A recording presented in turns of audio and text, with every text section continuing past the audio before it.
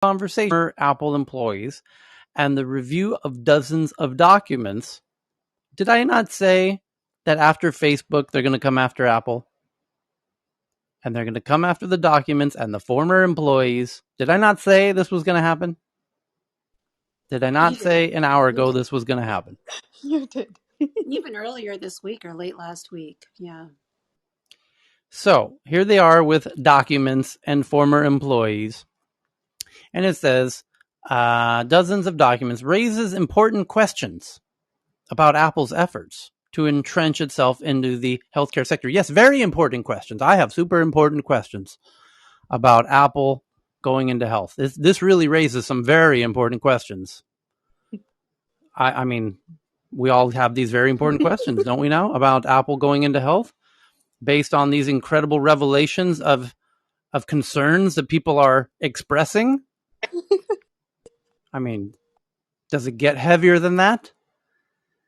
And while health once looked like the next domino to fall in Apple's expanding empire, there are signs that achieving Tim Cook's ambitions may be more costly and turbulent than Apple expected. Yeah, if they can't look after the health of their employees, how can they look after healthcare for everybody? Come on. Let me summarize. Going into healthcare is more costly and turbulent than Apple expected. And so there it is. What a surprise. Health is difficult. There's the headline.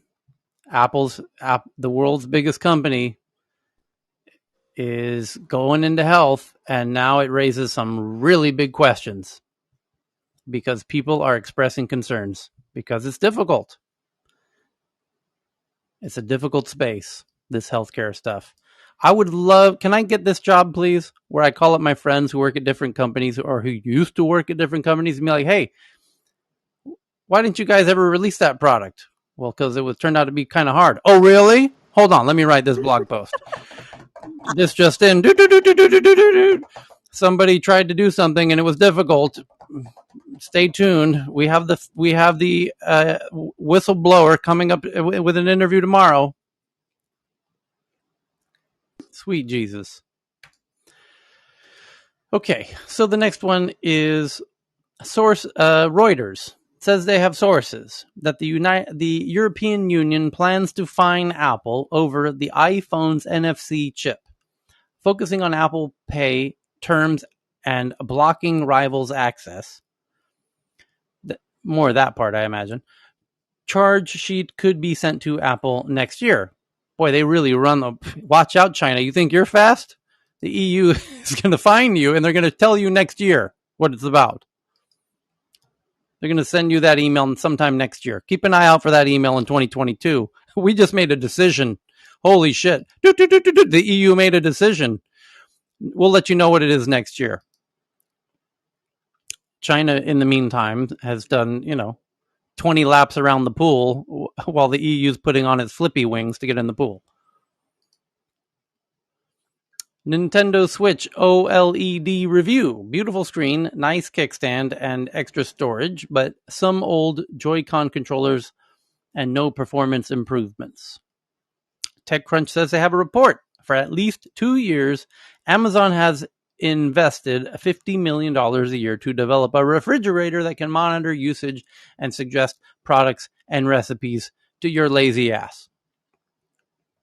Because you moved out of mom's basement and you can't cook for yourself. Right? It's a dream come true. This is why geeks are going to be geeks, because we're lazy. We're going to come up, engineer some solution so you can put that spoon in my mouth for me. And we will keep innovating until that day.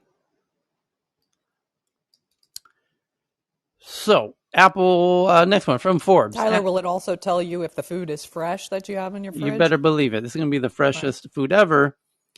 And I'm just waiting for the smart diaper so that I can know just how fresh that food was. Smart diapers, everybody. Are you in? The silver economy is going to be huge. And there's a shit ton of money to be made in smart diapers. No pun intended. Amazon updates Alexa on iOS and Android with an opt-in feature to make Alexa wait longer for users to finish speaking to help those with speech impediments. Well, that's clever. Amazon on Tuesday is adding a new feature to the Alexa app that forces Alexa to wait longer in order for a person to finish speaking. Because it's kind of rude, I'm Alexa, telling when you you. keep interrupting me. I'm seriously telling you, Alexa would take over. They would be the big AI of the future. Seriously, it's just crazy. Adding, the radar to it, adding this mesh technology to the Alexa, and your neighbors is connecting with each other, listening more. So they would have more data than anybody else in the world in 3-4 years. It's crazy. I think, Tyler, yes. can you check the hand raise? Okay. Thank you. Thank you. Here we go. Who's got their hand up? We got Messi still with that hand up, and Dr. Francine Hardaway and Netta. Okay. John Madison. John doesn't have his hand up though. Where's T. John? Let me look down there. Let's see. We got Jonathan. Who else we got in there? What do we got?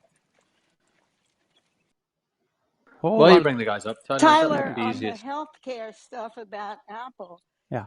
everyone What do you needs to. need? Hold on, let me turn my music off. Shit, that's not going to work. That might work. Tyler, Yes. What do you need, Tyler? Hold if on. Francine's going to make a comment about Apple Health. yes, because Francine has been following Apple since the 80s, and many of the high level executives have been there. And Apple is now having a generational change that comes Mm. from a lot of retirements of people who've been there for a long time Mm. and who are enormously well off Mm-hmm. and can afford to retire. And as you pointed out, there's been COVID. So a lot of people have relooked at their priorities. And actually, as someone who knows the healthcare industry pretty well, because I advised several hundred startups in it, Apple has made an enormous and quick gains in getting into healthcare.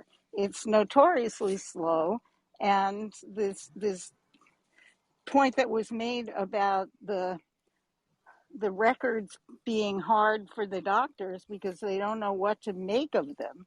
They're going to have to figure out a way for the patient to present them to the doctor in a way that doesn't overwhelm a doctor who has 2,500 patients. Yep. So, but they'll get in No, because they will. They'll we're get into systems. It's not. Yeah, they're gonna. Apple will do that. That's the thing. They yeah, didn't they're intend going to for make people. it. I mean, they're clearly going to make it. Right. It'll be an algorithm, same as like what are Whoop and Aura and all those things now that take all that raw data and give me a daily score. They'll be able to figure out what it is doctors need and then hopefully integrate. But again, that's an antiquated industry, and so Yeah. it's challenging in that way. But they'll absolutely get there, and I think it'll be great. They'll get there by some kind of pattern matching, but Right. where the algorithms will see the differences. If my blood pressure has been running these same two numbers for weeks and suddenly it goes up astronomically, that's the Right. alert to the doctor. It'll give the doctor the impression or the readout interpretation of it, not the raw data, which is what people were previously giving. But it'll also integrate with the systems, hopefully, so that doctors can use these for monitoring patients as well. So it'll come into their systems in a manner that's useful to them. Okay, what do we got here? Okay, next one is Google announces the Pixel 6 virtual launch event will be on October 19th at 10 a.m. Pacific time, immediately after we go through the headlines on October 19th. So join us for that. We'll do the live stream. Utah-based Pattern, which helps e-commerce brands optimize sales, raises $225 million at a $2 billion valuation. EU Parliament overwhelmingly votes for a non-binding resolution banning police use of facial recognition and the controversial AI-powered predictive policing. So no more facial rec in the EU, although the UK just added it. The London police just officially became a user of Japan's NPR Yeah, facial recognition. we reported on that, didn't we? On Yeah. the cost of the software, Tyler. It's strange, isn't it? Yep. Like, just a quick comment on the Alexa feature that they're rolling out. Uh-huh. Did you not think that it was like a, what would you say, like a non requiring development feature, i.e., it just, you say your words, it parses into the corpus then does a time delay. You're just really putting in a time delay.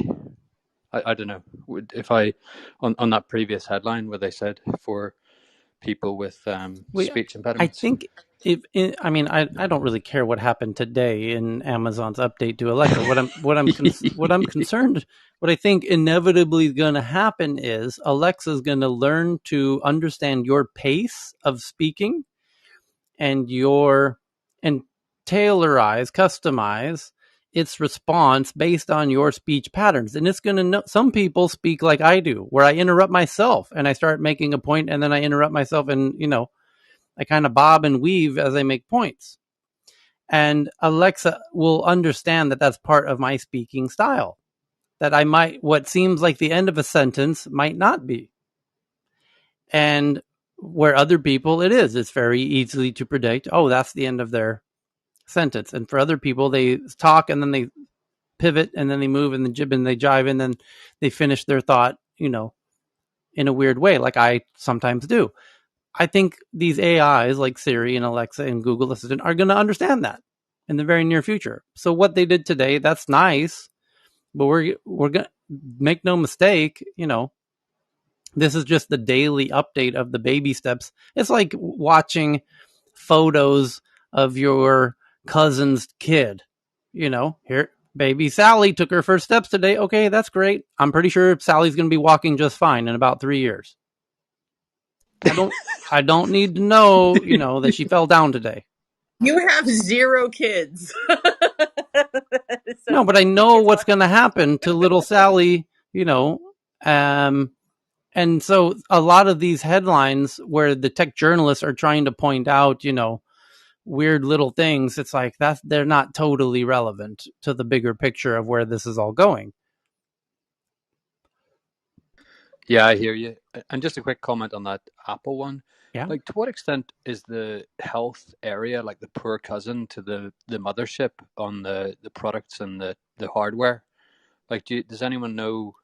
Because I just imagine, like, I know Dr. Francine outlined like the kind of retirement wave that's coming in, but does anyone have a read on whether there's general moaning of underinvestment, or is it massively invested in and they're getting the attention, or I don't know. Do you know the point I'm making? I.e., Apple, you think the core product set, and then all of these other things being to an extent experiments.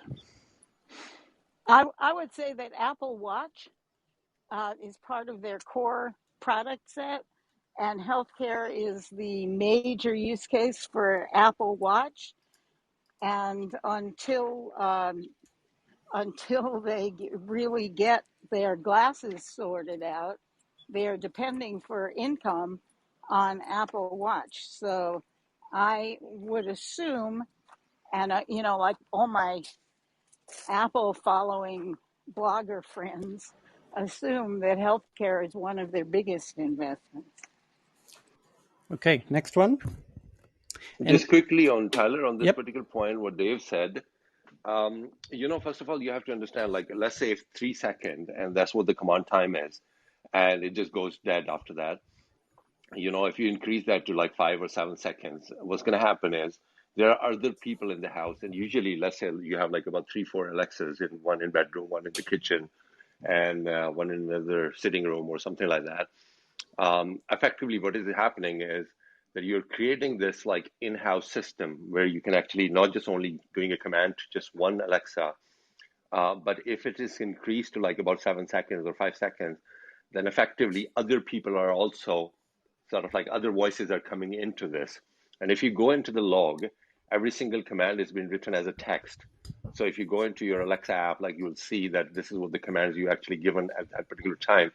But then it also logs in what is not just about the command, what is just like talking rubbish. Like if somebody is actually talking in the background, that is also logged. And this is what I was referring to earlier on, that it's not just simply about the actual, bit more polishing and bit more improving the algorithms, but also, taking more feedback from other people who are actually in the background. So, for instance, in one case, my Alexa, my Prime, videos, everything is in the system. They have control pretty much on everything. They know what kind of movies I watch.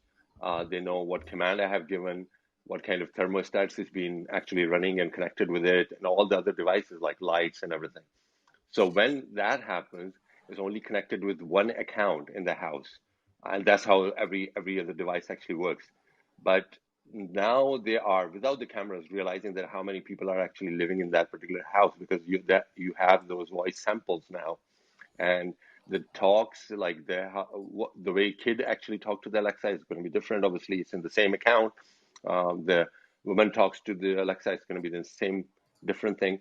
So slowly they'll establish pretty much everything that what is happening in that environment and how many people are there.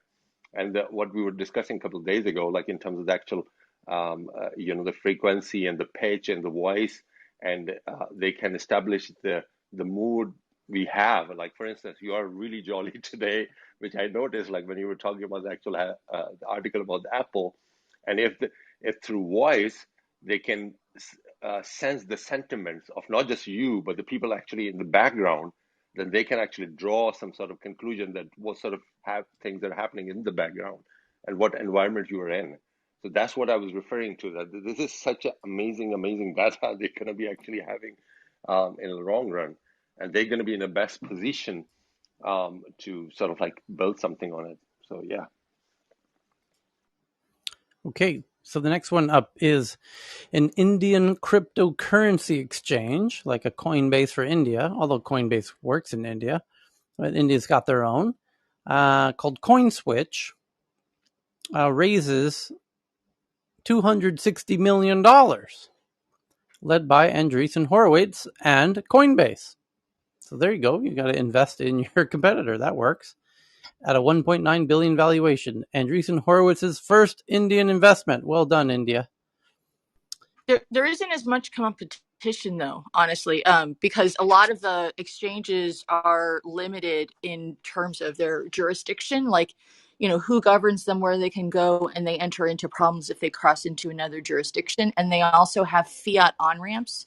So like Coinbase is in a few other countries and has on ramps in that currency, but primarily it's a US dollar based currency based exchange. And that's really where we get this very intense regionality, because those on ramps right now are not at all universal. So you're going to have a bunch of different exchanges. But BitOasis, Faraz sent something saying BitOasis got like 30 million in Dubai. So Asia minus China and MENA, the Middle Eastern region, the North Africa, they're going to pull ahead in the crypto markets, like in the entire economy. Mm-hmm. Amazon opens its first non-food physical store in the UK using data from website sales to stock popular products, expanding beyond the US for the first time. Outlet at Blue Water Shopping Center in Kent is the retailer's first 4-star shop outside the US. Amazon's bolstering its UK high street presence. With the opening of its first non-food physical shop, offering its best-selling lines of books, electronics, toys, games, and homewares, which would kind of put it in line with Best Buy. Electronics, toys, games, and homewares? What would that describe exactly? The outlet at the Blue Water Shopping Center in Kent is the online retailer's first 4-star. The range of products sold in the store will change regularly. Oh, that's wild. With Amazon staff responding to customer feedback and new product releases. Amazon opened its first store in New York in 2018. The concept gets its name from the idea that all of the goods sold there have been rated at least 4 stars by shoppers. The Blue Water store in Amazon's latest venture into UK brick and mortar retailing after a string of other recent trials, including a fashion pop-up, a till-less or cashierless Amazon Fresh grocery store in West London, and even a high-tech hair salon in London. Andy Jones, the director of Amazon's 4-star, they call it the 4-star store because all the products are rated at least 4 stars. And so they said that the company had been working on the UK outlet since before the coronavirus pandemic. We are obviously just really keen now to get customers in and see what they think. We've seen that the model has worked really well in the malls in the US, so a location like Blue Water made total sense to us. There are Amazon products they will expect, but also local products from small suppliers, because that is a huge part of the Amazon business. So the shop also includes displays of products from small business sellers, which are sold through Amazon's marketplace operation. However, Jones would not confirm whether the Blue Water outlet was an individual trial or whether more UK 4-star stores were planned. Richard Lum, the chief executive of consultancy Retail Economics, suggested that Blue Water store was a trial, with the retailer trying to gain more knowledge about customers' behavior. Well, look at the big brain on Richard Lim, everybody. Look at that. He's got himself a consultancy called Retail Economics, and he's saying that Amazon's doing this as a trial to gain more knowledge, some might say data, about customer behavior. You're close, Richard. You're super, super close. You're burning. You're almost hot. You're so hot. You are so close to figuring out exactly what they're going to do. This is another attempt by Amazon to creep into physical retail space. I think as far as Amazon is concerned, this is really just another opportunity to do some testing in the market. One of their key motivations and ambitions is to try and gain a much better understanding of how the physical and digital worlds interact. They understand how the digital world works, but they don't have much visibility over the physical world. Lim said that if Amazon did want to open a significant number of stores in the UK, it would do so through an acquisition of an existing high street retailer, as it did in the US when it bought the Whole Foods market grocery chain in 2017. They don't have a big presence in the UK, but they do in the US. If they want to get into the market, they are not going to mess around. They do a test, and if they want to go on, a large-scale acquisition would give the best route. I kind of like this guy, Richard Lim. He seems to have a clue. I pinged Cal. Let's see if he joins.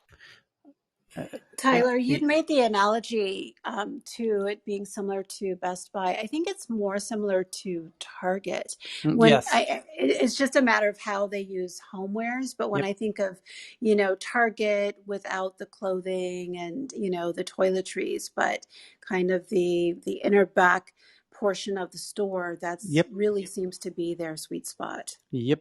You're right. I agree. It sounds like Target. And there's one. I think we should start calling these new stores by tech companies or physical stores, brick and data places. The photo looks quite Target-ish. There's one photo in the article. Interesting. Next one. It says Sundar Pichai, the CEO of Google, says that Google will invest $1 billion to support the digital transformation across Africa, including laying an undersea cable and low-interest loans for small and medium businesses. So Google's going to be giving loans to African small businesses. That means Google's a bank. Google's going to do banking in Africa. Well, yeah, clearly they're not going to do that here. The regulatory restrictions are enormous. I can't even imagine. So many of these companies are trying to get into banking, and then they end up having to back out and say, no, we're not going to do the account program. Or, Coinbase wanted to have a direct deposit into your account, which makes you a bank. So they kind of backed off of that one. But I would think it would be very entertaining if Google tried to become a bank, but it would kill the rest of their business. So he says in a tweet, so I'm guessing it'll bypass banks and go directly to fintech. And they're doing it because they realize that Africa is an enormous market. But I think it's interesting that they first have to lay the infrastructure, they have to lay the cable and get everybody online before they can lend the money. But in many parts of Africa, capital is so strictly controlled by the government that they have a lot of secondary economies. So I don't know, honestly, how that would really it's assuming that what they're lending is going to be local capital. The economies are so controlled by the governments that the governments are going to want extreme amounts of control over what Google's doing in terms of loans, because they don't want to decentralize that particular type of control. It is the main form of control of populations in Africa. So I don't know that right now. The reason that there aren't a ton of banks and stuff is just they've found a lot of alternative methods. They trade minutes, they do all sorts of things, and there's the lack of infrastructure has created a couple of different projects, but even things like exchanges have to work through stores, right? So like Yellow Card has this, the last mile is basically if you want to access your account, you can deposit or withdraw from any store that has a Yellow Card in it. There's just operations are very ground level, and for them to want to do all of this infrastructure in different countries, there isn't enough will to share money to have any sort of pan-African operation, which is what they would need to scale, right? That's what they really need. They need something that's the entire continent. It just isn't going to work that way. They'll go to crypto, just being funny, but I think that's a but pan country currency. Mabwana, Sorry. Mabwana was Yeah, trying to sorry. jump in. Yeah, so I was gonna follow up on a couple of things. One, there is already quite a bit of fintech lending coming into Africa for SMEs. I've invested in one company in Nigeria, looking at another one in Ghana, and that's the big trend in fintech as well. In Africa, is that a lot of the fintechs that were maybe doing one thing, obviously now just trying to do lending. There's obviously a microfinance aspect to this that we've had for many years, particularly in East Africa with mobile money. M-Pesa allowed more digital lending to happen. So I think, like, yeah, and in many countries, the government does control banking very tightly. For example, in Ethiopia, you just can't walk in. Tanzania, similarly, you'd have to obviously have a bank license and charter. And what are you lending? And the other thing as well is that SME lending in Africa would be quite risky. So, is Google prepared to make the losses here? And also, obviously, a lot of these loans are being made, and the clients they'll serve, they obviously want to be self-interested as far as making sure they have an Android phone and build a website that's searchable and on Google Maps, all good things. But obviously, there'll be a price to pay other than just the money. I'm surprised by this because Google already does a lot of work with startups and SMEs around giving them grants to maybe become better YouTubers or get some basic digital skills. So I'm kind of curious how they're going to do this lending and meet their self-interest to connect them onto Google Apps and platforms. Yeah, But so have sorry.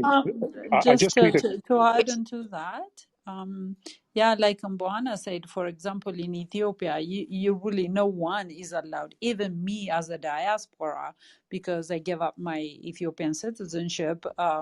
Although they give you special ID card, Ethiopian by origin type of stuff, I wasn't allowed to operate in any form of opening a bank or even holding a share in a bank. So it's just they are barely opening up that. And also, I think the only open kind of financial activity for foreigners is equity investment. So if they want to do debt financing, it really is controlled by the government, and it has to be approved project by project because not every sector is open for debt financing. And just to add into that, just today, actually, Google at its first ever, just today, Google Africa event that was virtually held, announced that they're going to do like $50 million Africa investment fund So like Mbwana said, they used to be doing grants and the Africa Accelerator that they do, I think twice or once a year, where they do, technical assistance and also some seed funding and stuff like that. But now they are saying that they're going to venture into also giving access to their employees and also going into early pre-seed stage investments and equity investment and taking a stake in African startups. And they said that they're going to set up that 50 million fund just today, I think this morning or afternoon. Yeah, so this is Vinay. Google's been doing small business financing for a few years already in terms of giving small loans through Google Pay. It's a line of credit on Google Pay. They've been doing it in Asia. They actually even do it in the US, by the way. Tyler, I tweeted, DM'd you a tweet of some small business financing they're doing in the US. So this small business finance loan is not new. It's just that they're bringing it to Africa. Yes, there was an event, as Messi says, there was an event today called Google for Africa. It basically just ended a few hours ago. And they had it was like an online conference, basically. I'm looking at the schedule now. One of the schedule, they were broken up into little 45-minute sessions. And the session number 1 was how to get your business online and verified on Google Search and Google Maps. And the title was how to grow your business online with business profiles.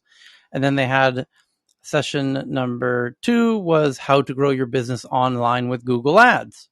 Learn how to set up a Google Ads account, etc., etc. And it's basically all the elementary stuff. The next one was getting started with YouTube Shorts, everything you need to know about using YouTube for your business and how to advertise on YouTube and, how to use Google's products, basically. We want to train Africa how to use Google and all about all of our products and services and how to run ads, how to make accounts, blah, blah, blah, blah, blah. And as you said, to me, the loan thing is really quite interesting and the fintech thing is really interesting. And then Vinay, as he said, did send me a link about Grow with Google Small Business Fund.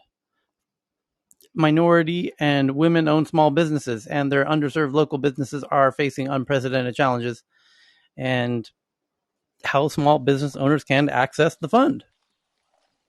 And Well, So, I'd like to know more about that. I have been helping a guy in Uganda in a number of small businesses for about 15 years.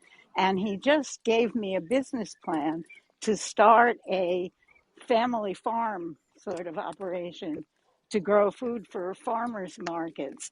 And what was amazing to me was that I could set him up in business for $500.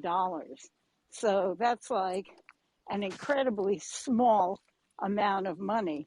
And it tells me where the African economy is, at least in Uganda.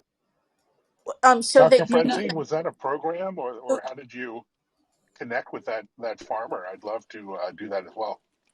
I, um, I can, it's not a program. It's a guy that I first met at an orphanage in Uganda when I visited there in 2004. So, and I sent him through college. It's like someone I know. Oh, okay. Um, so I wouldn't put you in touch with him because to me, yeah. he's not a stranger. Google. It's quite interesting, actually. Here in Ethiopia, there was like USAID funded digital economy in Ethiopia kind of conference that I was part of just, I think, last week.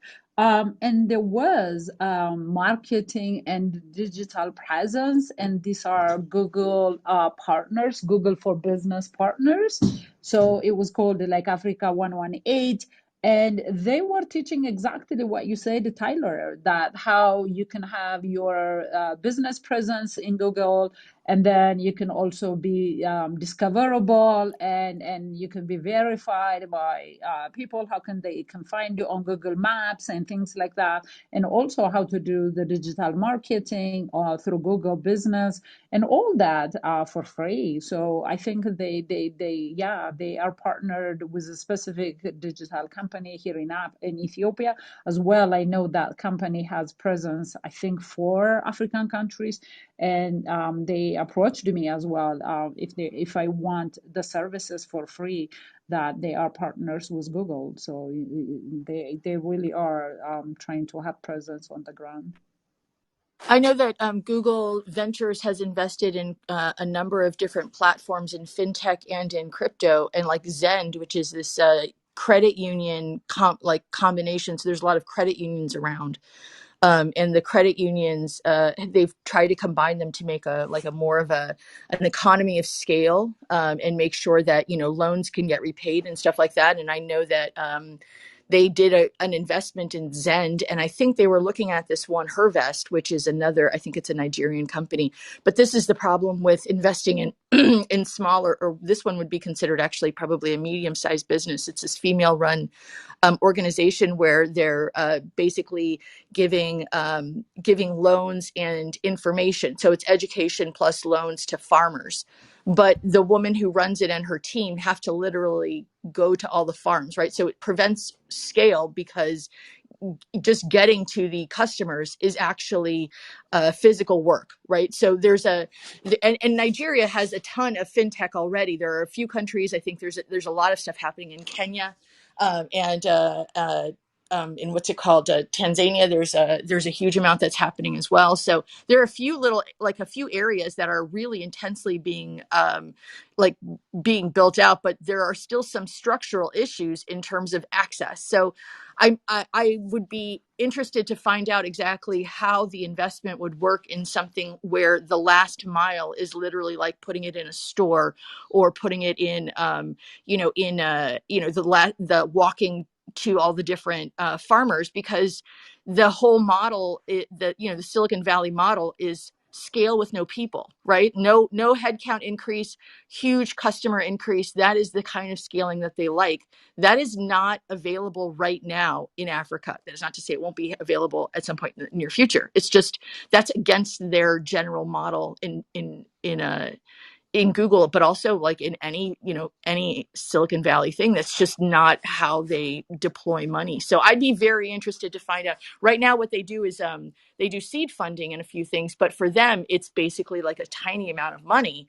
And which they can put in, and they have to have some scalable aspect, like this fintech that's digital and deals with crypto, and right now has a lot of free reign. I don't know how it's going to work with a lot of the more traditional businesses. Yeah, I was Taylor going is to add gonna that. kill me for free. Taylor is gonna kill me or kick me out of the room for free advertisement. But we're gonna talk about this tonight in the Tech News Africa. So come over. Yeah, I was going to add that a lot of this isn't new. Google's been around in Africa doing a bunch of different things in different guises for over a decade for sure, right? Particularly in Kenya, but now it's broadened. They did stuff in Uganda, building infrastructure there, fiber infrastructure, right? They've been present for a while, but then let's not forget other companies too, like Microsoft has been doing a lot of this stuff. What I kind of when I think about tech companies like this kind of coming in trying to help SMEs or startups, I always am a little bit skeptical because as was mentioned, like they're pushing their Google products heavily, and some of it's very good. Like for instance, the Google Launchpad accelerator. Two companies in our portfolio have gone through it. Yeah, they do part on good AI skills and data skills, which I think startups need. But like on the SME lending side, it's super tough, right? I mean, they can't be the banker to tons of SMEs at scale, as was mentioned by we're talking last mile here. So I often look at them more of a development partner, right? If you can think of them as coming in and helping to lay the groundwork for digital skills and upskilling over time. But I don't think they're gonna. It's kind of a really long term bet for them, and they're coming in and helping develop the ecosystem at the same time. So they have to go in early and lay the pipes as well as provide the services. Okay. Next up is Financial Times. It says they have done analysis that Amazon has secured around $650 million in tax breaks from U.S. local and state governments so far in 2021 as incentives to expand one-day and same-day delivery, or as incentives to expand one-day and same-day delivery. Online shopping giant pushes for incentives as it speeds up distribution in wake of pandemic. Bloomberg says modern treasury, which helps improve the efficiency of bank transfers, raises $85 million at a $2 billion valuation. And Snap adds Snapchat creator monetization programs, including Spotlight Challenges, which pays $25,000 to creators for using specific AR lenses, sounds, and topics. They're rolling out new ways for Snapchat creators to make money on the app, part of the company's effort to keep the most popular content creators on its platform in the face of ongoing competition from the likes of TikTok, Instagram, and YouTube. The new program includes challenges, an extension to the Spotlight user-generated content section that promises cash payouts of $25,000 or more to creators with the most engaging videos that use specific AR lenses, sounds, or topics. And they'll start next month. Okay. Well, just let them start selling shit. Just do the e-commerce thing, which TikTok just launched. How many days before Snapchat announces they're going into social commerce, e-commerce, social media? TikTok just announced it last week. You have 1 month, Snapchat, before your content creators start moving to TikTok. If their friends on TikTok start selling shit and they can't sell shit on Snapchat, you're going to lose everybody real fast. When they start finding out that their friends are making thousands of dollars a week on TikTok selling shit and they can't sell shit on Snapchat, you're going to lose everybody real fast. So the race is on. That sound you heard was the official race gun firing, and TikTok is racing out of the gate. Facebook is not far behind, and TikTok is the horse to beat at the moment, and Snapchat better get its race on with the e-commerce stuff real quick, because people aren't going to just pay to make stupid content. They want to sell shit and get commissions on all that stuff. So the next one is a Tel Aviv-based Neuroblade, which offers data analytics tool, raises $83 million. Samsung has dropped 21% from January 11th peak as foreign investors sell $15 billion in shares, driven by concern about flagging smartphone sales. Flagging, dropping smartphone sales? Yeah. Xiaomi's kicking your ass. Pandion, which is developing machine learning powered software to help retailers speed up e-commerce deliveries, raises $30 million. You see where all this money's going?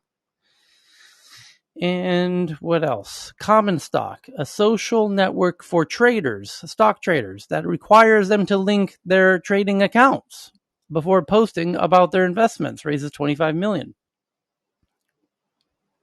And Apple AirPods Pros update adds Find My feature support. And Udemy is going to IPO. And China's top court ruled in September that they're going to go ahead and allow a court case to decide if Apple can charge 30% commissions in their app stores in China. And Apple's responded saying, we're not really, Apple, the company, isn't based in China. We have a local partner, which is responsible for selling hardware. So I don't think you should be able to sue us in China. You can sue us in America, where our company's based. We're not based in China. And China says, no, we're going to sue you in China because that's where we control the courts, because we know if we did that in the U.S., we might not win. So we're going to sue you here. And that's where things get really interesting. Why? So generally, Yeah. So that's actually been a rule for a while. If you have operations in China, there's a clause that says that you consent to jurisdiction in China, and everything has to be done through the Chinese courts. I used to do a blog on law, like for U.S. manufacturers in China, operating in China, and the laws are super restrictive, and there's a cost. One of the reasons why people don't leave manufacturing in China is because there's a huge cost associated with leaving. So it's like a penalty payment if you do it, and then if you decide that you want to leave altogether and you're subject to Chinese law, you can't actually re-enter until you abide by, like, they'll give you a default judgment basically, and so you have to comply with whatever it is that they want, or you can't ever operate it in there. I mean, and it has been that way. I don't know if it's eased at all. I would be surprised if it had, but does Apple have a huge amount of revenue coming from China? Yes, half of their App Store sales are from China. Oh, how do they let Apple in, but not other game companies and stuff? How did Apple do that? Because Apple's manufacturing a whole lot of phones in China. Yeah, and Apple's agreed to run everything on their app store through the Chinese censors or whatever, the Chinese government. Yes, and in fact, even Hong Kong doesn't have the Taiwan flag in their keyboard. So this is a stupid question, but they download WeChat and stuff from like Apple, not like a special. Oh, okay, all right. I really had no idea how that works. But what's interesting is that this quote unquote individual, who doesn't even claim to be a developer, is suing on what is essentially a developer claim, which is developers are the ones paying the 30% to the App Store. So in America, it was a developer, Epic Games, who was suing Apple. In China, it's some dude who doesn't even claim to be a developer who's suing Apple because he doesn't think it's fair that they charge 30% to developers. Well, that's a little peculiar. Who is this dude? In the U.S., you have a notion of standing. I mean, you have to have standing in a case to sue. I guess that doesn't apply in China. Well, how does China feel about Apple at this moment here? Yeah, it's obviously they're looking for a, opportunity. And Tesla as well, simultaneously getting a little pushback from Uncle G. What's going on over there in China with Tesla and Apple lately? A little friction developing over there. What's going on over there? So we have made it through the big boring tweets that your cousins and coworkers will talk about at your next family barbecue. And let me just give another refreshing glance. Yep, we covered them. I sent you one. I've got a new one right here. Okay, I'll check my DMs here. Yeah. A survey of 1,200 U.S. adults. What percentage of them view Facebook favorably now and in 2020? Yeah.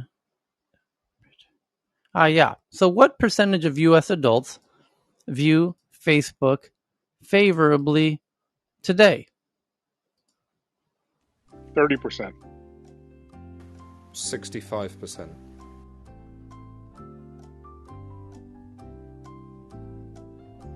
0.007 something.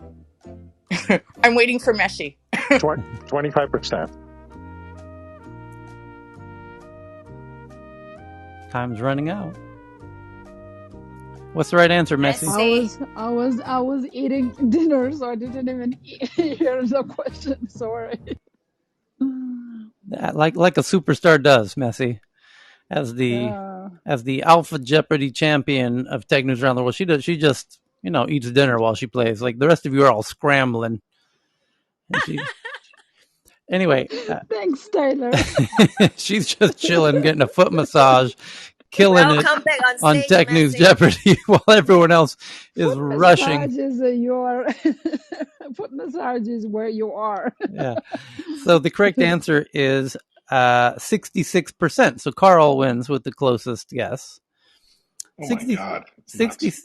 66% view Facebook favorably, down from 71 last year. So, my God, are they just getting a whopping 5% drop in the number of people who view them favorably? My God, the sky's falling over at Facebook. That's better than expected already. At least 2 out of 3 people like them. Okay. I wonder what the breakdown is. At least 2 or 3 people. That's right. 2 or 3. I've got to say, I it's wonder, a sample size of 1,000 people, so this shows nothing. Okay. I Now, wonder what the breakdown is though, because it seems to be skewing older and older, and that's their problem. They're trying to get all the kid apps because everyone younger is moved to other different places to get information and community. but you have another chance to win a few more points. Here we go. What percentage of people perceive Apple favorably? 85. I would say 80. You mean in US? 70. Yes, US. 70%. We can go ahead and stop Messi 1 as usual. It's 79, but I think Messi said 80, right? So Can we just stop these quizzes and just give it to Messi? Just give Messi everything. Yeah, everything. Let's That's see it. if she gets the Messi, next you win. one. What percentage of Americans view Amazon favorably? By the 60. way, Apple dropped 2% in the past year, where Facebook dropped 5%. Ouch. 75. 60%. Yeah, say 50%. What's the right answer, Messi? I would say 50%. Wrong. 87%, down 4% from last year. Last but not least, Google.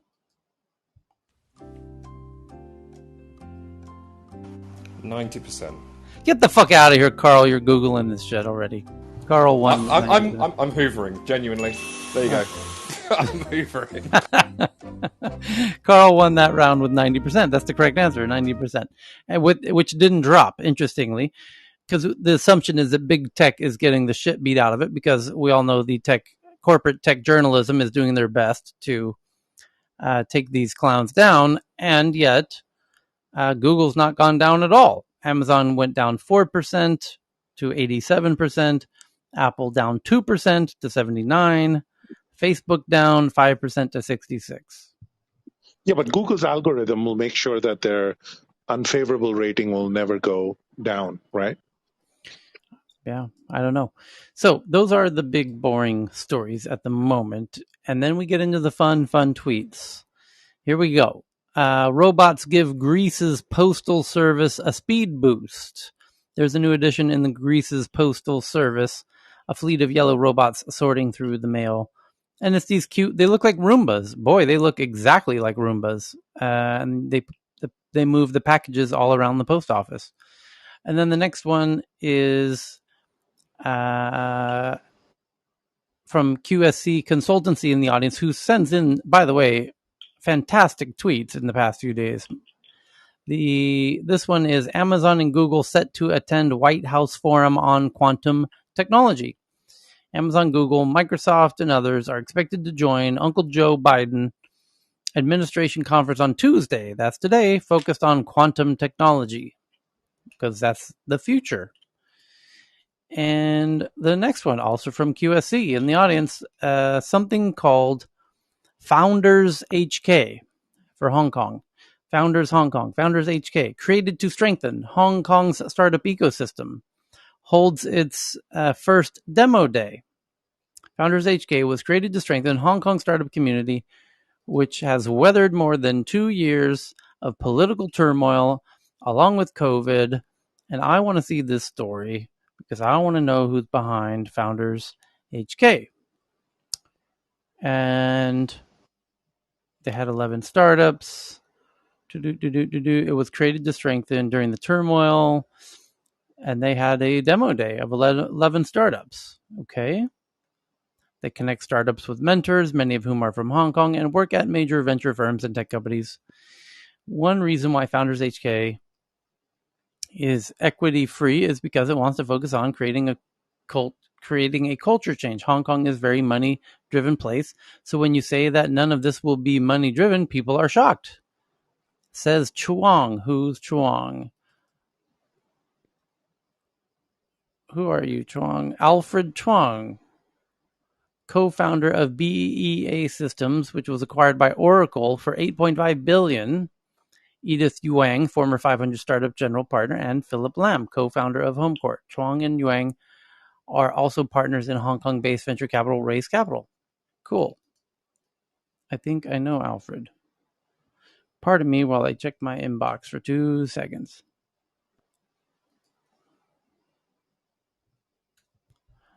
No, not the same Alfred. Okay. Next one is from Faraz from Bloomberg.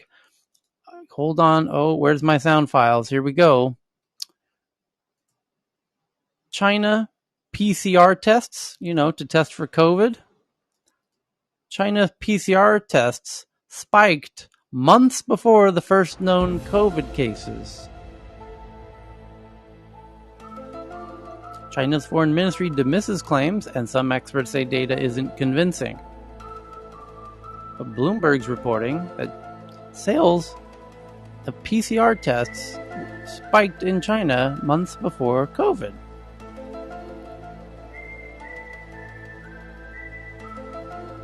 The Chinese province that was the initial epicenter of the COVID-19 outbreak made significant purchases of equipment used to test for infectious diseases, months before Beijing notified international authorities of the emergence of a new coronavirus.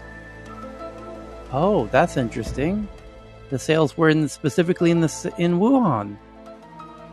The province's purchase of polymerase chain reaction, or PCR, testing equipment, which allows scientists to amplify DNA samples to test for infectious disease or other genetic material, shot upwards in 2019, the most of the increase coming in the second half of the year. The Australian and US firm Internet 2.0 found Hubei province is home to Wuhan, the large Chinese city where the first known cases of the virus emerged. The World Health Organization reported that its China County office was informed on December 31, 2019, that cases of pneumonia from an unknown cause had been detected in the city. On January 7, 2020, Chinese authorities identified a new type of coronavirus that would become known as SARS-CoV-2 and cause the illness now called COVID-19. Since then, it's spread to virtually every corner of the world, and more than 230 million people have been infected and nearly 4.8 million have died. Based on the research, Internet 2.0 concluded with high confidence that the pandemic began much earlier than China informed the WHO about COVID-19. According to the report, the cybersecurity firm, which specializes in digital forensics and intelligence analysis, called for further investigation, but several medical experts said that Internet 2.0 report wasn't enough information to draw such conclusions. For one thing, PCR testing, which has been in broad use for several decades, has been growing in popularity as it has become a standard method to test for pathogens, according to one of the experts. In addition, PCR equipment is widely used in laboratories to test for many other pathogens besides COVID-19, including in animals, and is commonly found in modern hospitals and labs. China was also dealing with the outbreak of African swine fever across the country in 2019. China's foreign ministry disputed the findings. In a response to Bloomberg News, the spokesperson said the findings fall into the same category as other dubious claims about the origins of the coronavirus, including so-called paper that analyzed traffic volumes near several hospitals in Wuhan and searched for the keywords cough and diarrhea before concluding that the outbreak began in Wuhan as early as August 2019. Virus traceability is a serious scientific issue that should be addressed by scientists, the spokesperson said.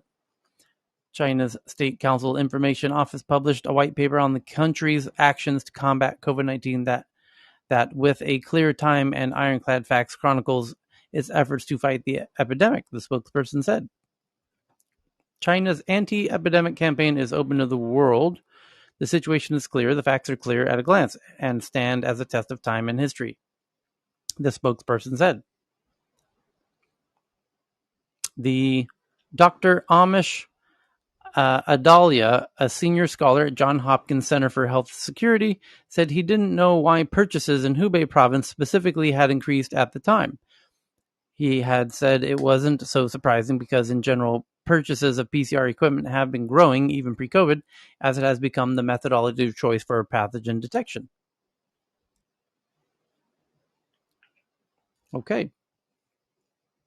I like to think that the duration of the X-Files theme music that we get through is indicative of how crazy the conspiracy is. Yeah.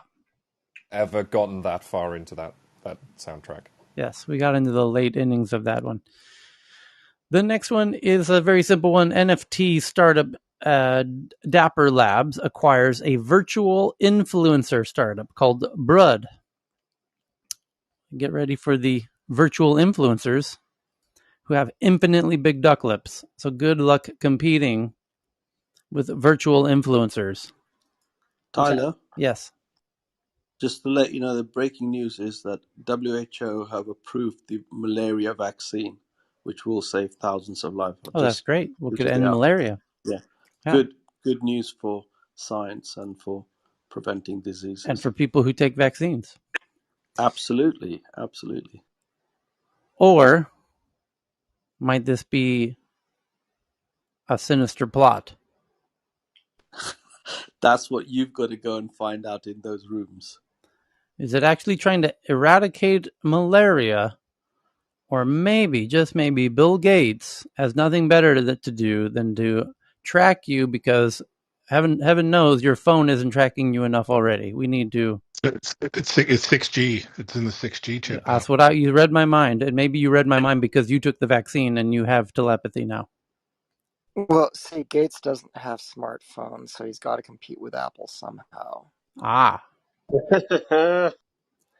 So, the next one is Jeff Bezos invests in Indonesia's Amazon, which is called Ula, the e-commerce company in Indonesia. And they've got Jeff Bezos as an investor, $30 million, which he found in his sofa cushions. So congrats to Ula on getting 30 bill of Jeff's money. The next one is the White House plans a 30-country meeting on cyber crime and ransomware. Top U.S. national security advisors will gather officials from 30 countries this month with plans to combat the growing threat of ransomware and other cyber security issues. And Tyler, yes. did you, sorry to interrupt, did you cover the Amazon's Twitch is hacked? Yes. Okay, I'm sorry. No I was worries. multitasking. What's your thought on that one? No, I just wasn't sure if you guys had covered it. It was the number 2 story of the day. Change your password. That's what they always tell you. Obviously, I was multitasking. Sorry about that. That's right. My hands were wet at the time. I just wanted to say on that, though, the fact that the code was stolen, not so much. I mean, you can reverse engineer that. The real loss for them in that is you mentioned that the AWS assets and the stack as well. Yeah. Because that's the thing that's truly novel and paintable to any sort of streaming platform, which is their stack, their server stack, how they handle it, how they do the load balancing, how they distribute everything. And that's incredibly valuable to them. And you can't sort of backwards engineer that unless you have access to it. So for them to lose that as well, for them to lose the sort of the build configuration files for that is really, really, really serious, and less so than just the source code for the application.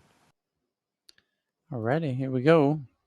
JT, you have this Apple new patent called HMD and or smart glasses to interact with virtual keyboard via tracking device. And then I'm just tweeting this one out so you can see this.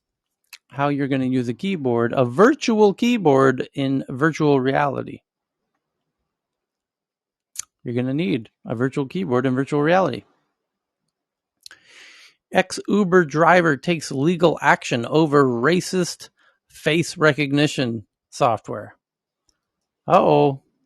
UK driver alleges his account was illegally deactivated when Uber software detected he was not who he said he was. This sounds like our cup of tea here. An Uber driver who lost his job when automated face scanning software failed to recognize him is accusing the firm of indirect race discrimination. In a legal test case, the black driver who worked on the Uber platform from 2016 until 2021 has filed an employment tribunal claim alleging his account was illegally deactivated when facial verification software used to log drivers onto the ride-hailing app decided he was not who he said he was. The Independent Workers Union of Great Britain, which is backing the action, claimed at least 35 other drivers had their registration with Uber terminated as a result of alleged mistakes with the software since the start of the pandemic. It is calling for Uber to scrap the racist algorithm and reinstate terminated drivers. Uber said it strongly refutes the completely unfounded claims and that it was committed to fighting racism and being a champion for equality, both inside and outside our company. The firm said the checks were designed to protect the safety and security of everyone who uses the app by ensuring the correct driver is using the account. Drivers can choose human verification of their picture, and when the technology is chosen, there is always a minimum of 2 human expert reviews prior to any decision to remove a driver. Oh, so it wasn't just the algorithm. It's not the racist algorithm. It's the racist people, the human auditors.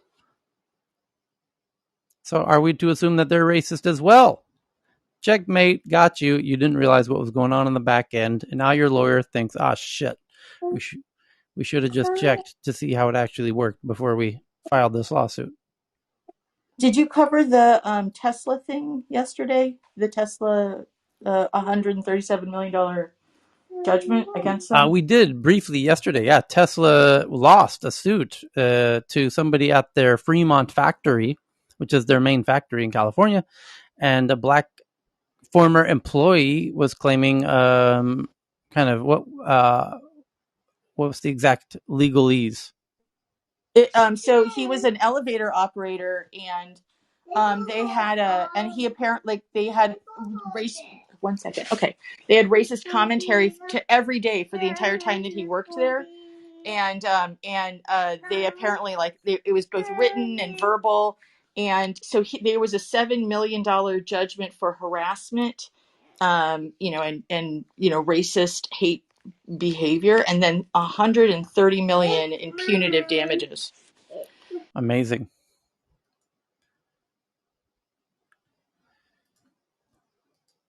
Next one from our friend Faraz that Opendoor builds a $9 billion war chest to buy U.S. homes. Opendoor Technologies is adding billions of dollars in borrowing capacity as it races to buy and sell more homes. They've got all the data. And when you got the data, you eventually win, and they got the data. And now Opendoor is buying all the homes that are worth buying. Kind of amazing. And as if home prices weren't high enough already.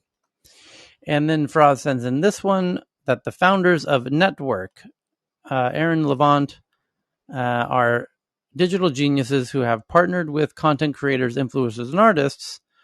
And it says how mobile video digital shopping is shaping the future of e-commerce. Well, we know how it's happening because it's been happening in China and Asia for many years now. So I wouldn't necessarily call them geniuses for ripping off what's been wildly popular in China for many years. The next one is from QSC in the audience. Oh, it's the Founder HQ one that we read. And a company called Chalo raises $40 million to digitize bus commutes in India. Indian bus market is a $20 billion opportunity, almost twice the size of taxi cabs in India. But there are very few buses in the country that are digitized. And if we could digitize the buses in India, boy, that could be quite interesting. That's a lot of data. That's a lot of efficiency. That would be a very nice move to do. So the next one, General Motors to open a battery cell development center in a push to cut EV costs. And they said it will open a battery cell development center in Southeast Michigan to help it drive down the cost and boost EVs. And the next one, charting Instagram's obsession with video. A twist on Clubhouse. What is this about? What is this? It's from The Information. It says, a twist on Clubhouse from Mark Cuban. Oh, his new app, which is called, I forget. Yeah, but it is quite... Fireside. It's Yeah, I think it's Fireside. yeah, it is Mark called Cuban app. Fireside. Yeah, it just came out of beta today, which is why they're writing about it. So this is a paid puff piece. So we'll pass that one.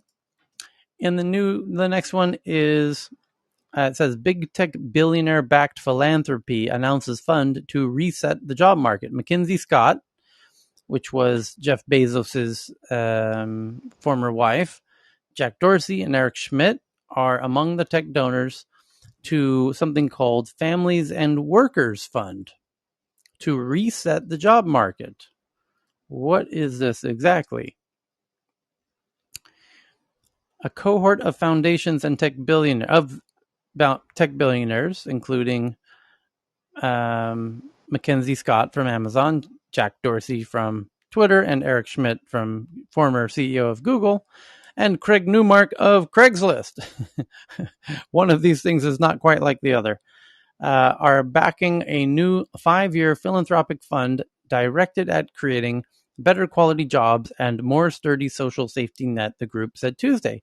It's a laudable mission, but one that in some ways runs counter to the recent wave of worker backlash that has been taking place at some of the very companies that made people like Scott, Dorsey, Schmidt billionaires to begin with. The Families and Workers Fund, as it's called, launched in 2020 as a partnership by the Ford Foundation and the Schmidt's company Schmidt Futures in response to the unemployment crisis caused by the pandemic. We were really concerned that we needed to see the same level of coordination around the economic and equity crisis of COVID as we did around the health crisis of COVID. Now, with this new 5-year commitment, which also includes donations from the Rockefeller Foundation and the Skoll Foundation, among others. Skoll, by the way, is Jeff Skoll from eBay. And the group is trying to address some of the very economic challenges that the tech industry is so often accused of exacerbating. In crisis, you get opportunities to press reset. People are looking for new opportunities. Many people don't want to go back to the jobs they have. This is an opportunity to press reset. And there we go. So thank you to QSC for that one. I just tweeted it to the Tech News Twitter account at TNATW. And here's one from Faraz from Bloomberg. YouTube looks to hire its first executive focused on podcasts. The video site is looking for someone to manage the growing number of podcasts uploaded every day. And Tyler, about the India News, the Chalo, yes, the app that has just become a unicorn. yeah, Now, this is the funny part. Uber and the rest of the gang actually did start out for cabs and sedans and services which are meant for four-wheelers. They tried to get into the two-wheeler space. That didn't work out very well. They also now are getting into corporate shuffles. And the irony of the whole situation is that corporate shuffles that existed pre-COVID have actually shut down. So while I'm extremely enthusiastic about how the investors look at this space, I can't understand how this would work, because in India, from the digital payments point of view, we've been trying to digitize this entire leg for the longest period of time, and it hasn't happened because of so much uh, bifurcation in terms of government rules and state government rules and stuff like that. So when this stuff happens, I know that the industry is really bloated at the moment in terms of VC investing. Just a thought out there, because you can ask anybody in India and nobody is bullish on this space except VCs and foreign investors. So it's very interesting. Okay, thank you for that.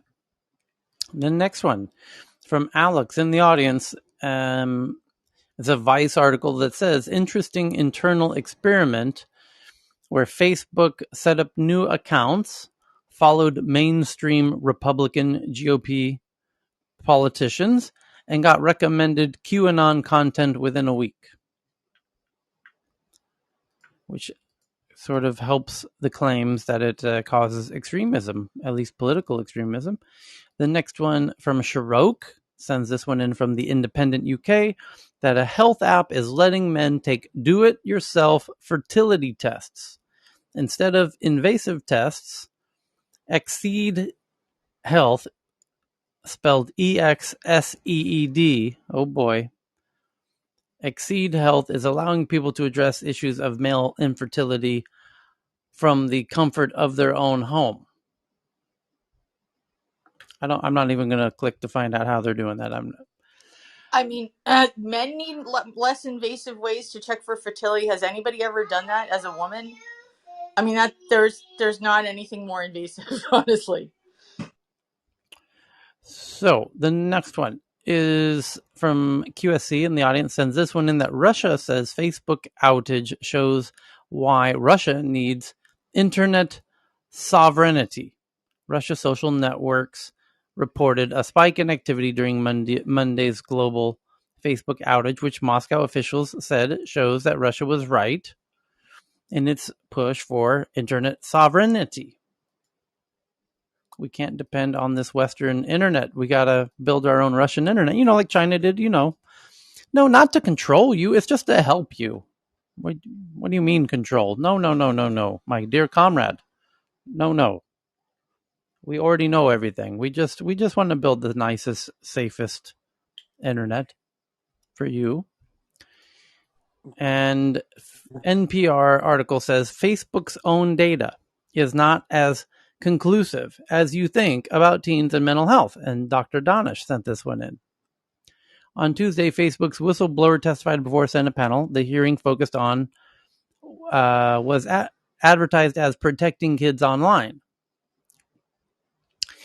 The leaked Facebook research consists of opinion surveys and interviews. Facebook asked teens about their impressions of Instagram's effects on their body image, mental health, and other issues. That reliance on self-reporting, the teens' own opinions, as a single indicator of harm is a problem, says Candace Odgers, a psychologist who studies adolescents at the University of California, Irvine, and Duke.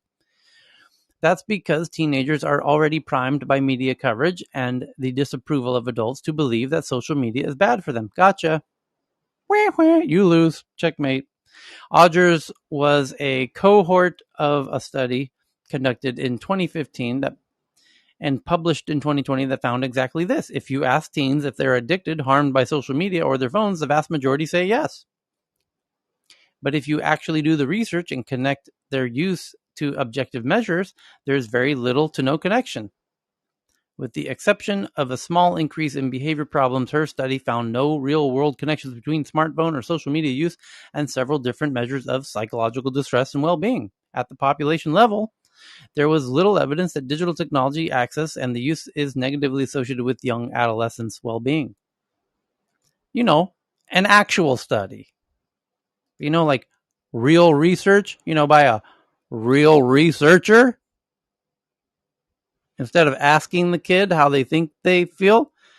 Bobby, do you want ice cream? No, why not? Oh, you think the ice cream man's trying to poison you. Well, it turns out he's not. Turns out you don't know what the fuck you're talking about because you're a kid and you don't know. Tyler, Yeah. this is there's some more research like that goes a little deeper into this that I think I commented this another time, but it's how you can condition the person you survey with your questions also. That's what I mean. It's quite tricky Right. to create these. Correct. There's an art to Yeah, so research. it's Yeah. there's an art to doing these Well, questionnaires, more and than you an have art, to be they call it a science. science. It's an actual Yeah. science. That's right, It's the right. science of doing science. Right.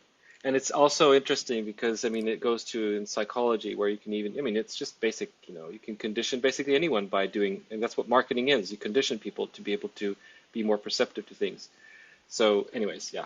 So that's not a big, it's important to people to understand that there's so much behind these questionnaires that you have to kind of dig deeper into. Okay. And I can assure you The NPR is no fan of Facebook. I can assure you of that. The publication behind this article. The next one is that the IMF chief says that Europe can avoid the debt crisis, and medium-term financial or fiscal consolidation and growth will put Europe on a sound footing to avoid another sovereign debt crisis despite rising debt levels caused by the pandemic. The next one, and God bless you, Evan, for sending this one in. New genetic discovery could finally explain balding. Not that I care. I thought of you, Tyler. A team of researchers have made an astonishing discovery that could redefine how we understand aging, the New York Times reports, and maybe even prevent baldness in humans. You know, this tragic disease that scars people for life. By studying the hair of aging animals, the team was able to identify 2 genes involved in the aging of hair, potentially setting the foundation for new anti-hair loss treatments in human patients. And also, if they find these genes, they might unlock the secret of genius thinking. I wonder if they're connected. Until now, scientists believed that due to a process called stem cell exhaustion, stem cells in the bulges of growing hair follicles died over time, causing hair to first turn white and eventually die off once enough stem cells had died. But by watching individual strands of hair grow and age in mice, a team led by Northwestern University pathology professor found that the theory could be wrong. Rather than dying off, the stem cells literally squeezed out the tiny holes in their hair follicles, changing their shapes to do so. In other words, the stem cells gave up and ran off. If I did not see it for myself, I would not have believed it, he told the New York Times. It's almost crazy in my mind. And he and his team examined the genetic processes that determined this activity. Did it say runoff? Yes. Tyler, when did you start losing your hair? 19. When you were 19 years old? Yes. What do you eat? What did I eat? Yeah. I ate a bunch of hair loss pills, obviously. No, but 19 years old, that's too early, no? It's early. I know. Must be the hair gel you use. Okay. Ah. But the chicks like it, right, Tyler? Come on, admit it. So it says, to prove their theory, the team grew mice without either of those 2 genes. After just 4 to 5 months, they started losing their hair. After 16 months, roughly when mice are middle-aged, they had lost most of their hair except for a bit of gray fur. The researchers are now testing whether they can actually save the stem cells escaping from the follicles of aging mice, and if they can, it could potentially change everything for humans who are losing their hair. Does it talk about Maybe the also triggers? extending. Sorry, say again? So, Tyler, does it say anything about drugs that might upregulate those genes? No.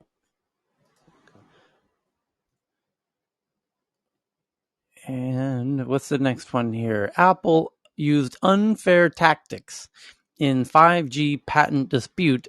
Ericsson alleges in a lawsuit. Ericsson has filed a lawsuit against Apple, alleging Apple engaged in unfair tactics in negotiations over licenses for essential 5G technology patents. And Ericsson's going to win that lawsuit because Ericsson owns the patents for 5G and Apple has to pay them. And Ericsson charges everyone the same, and Apple's trying to not pay them. And everyone else is paying them, but Apple's not. You cheap bastards. Pay Ericsson for their intellectual property of developing 5G. They told you what the price was before you started using it. They told everyone the same price. Everyone's paying it except you. You have more money than anyone else on the planet, Apple. What the fuck are you doing? I thought Qualcomm had a lot of the 5G patents for mobile devices, so it's unusual.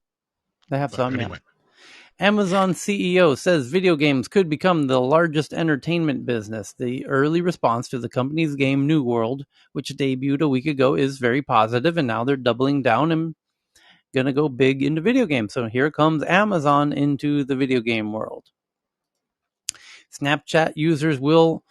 Snapchat's rolling out a new tool aimed at helping young users run for political office, called Run for Office.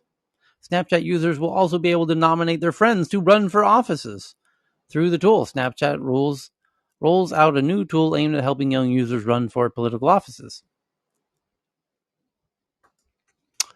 And the next one is Apple's health efforts are faltering amid internal strife, departures, and more.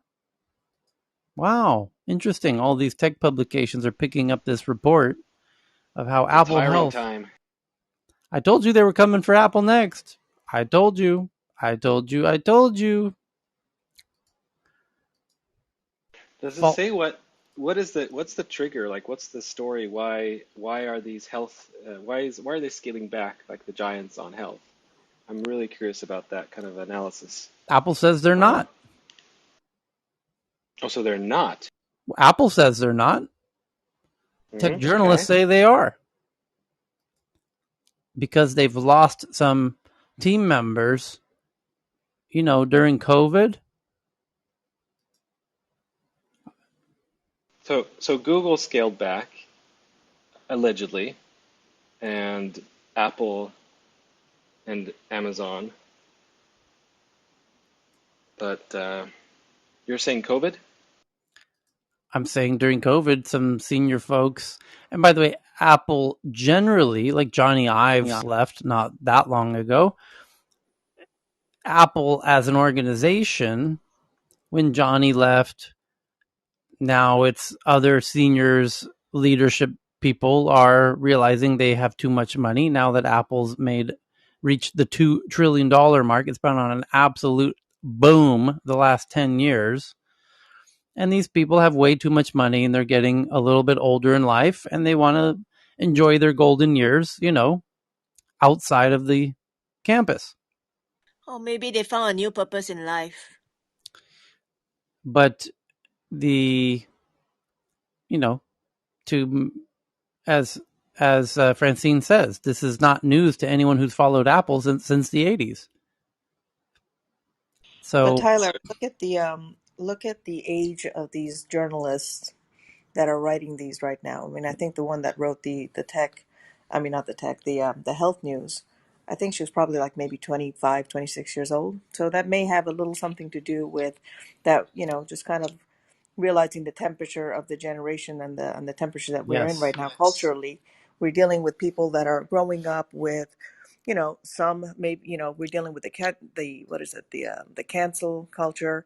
We're dealing with, some entitlement as far as, loyalties to the businesses, and they don't have that same kind of um, upbringing or the same kind of look towards long term jobs and businesses. And so, I mean, there's a lot of that cancel culture. I mean, look at the age. I mean, I think it's kind of the people that are writing these are all younger generations. And, they're all kind of like following the cancel cultures and trying to be the whistleblower within, trying to point out what's going wrong in companies and who's jumping ship. And, I'm not sure if in the long run if this is good or bad, but I mean I'm just kind of observing that there's an age thing. I mean, you're not seeing the older, more seasoned journalists writing these kind of stories like this. That's true. Yeah. Well, let's see if that trend continues. So far, the data, I think, backs your point.